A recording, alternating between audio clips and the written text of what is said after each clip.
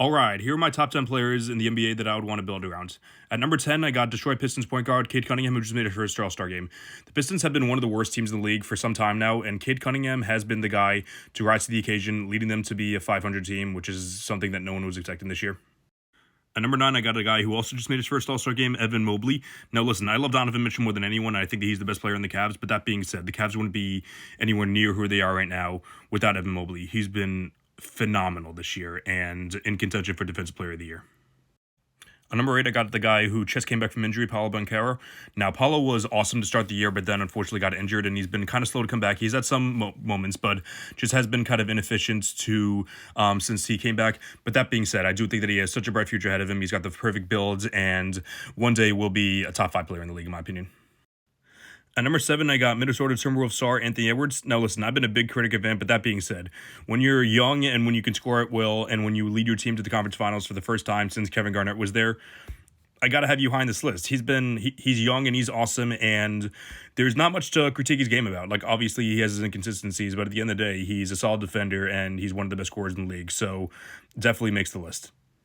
This is going to seem way too low, but at number 6, I got Luka Doncic. Now, listen, Luka is awesome. He's one of the best offensive players of all time.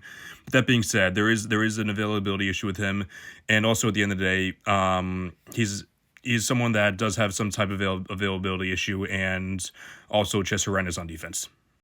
This one also might seem way too low, but at number 6, I got Shai Gilgeous-Alexander.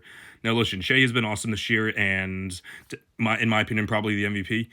But that being said, he's been in the league for a good amount of time now and has still not made the conference finals. So, which four of the 5 guys have done at the top of this list, and Shai has just been in the league for a long time, but that could very well change this year. At number 4, I'm going to go with Giannis. Now, listen, Giannis is, again, in my opinion, a top 3 player in the league.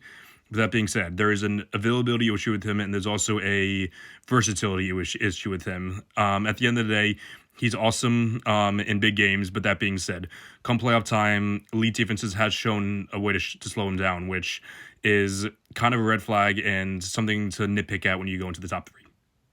Call this a homer take all you want, but at number 3, I got Jason Tatum.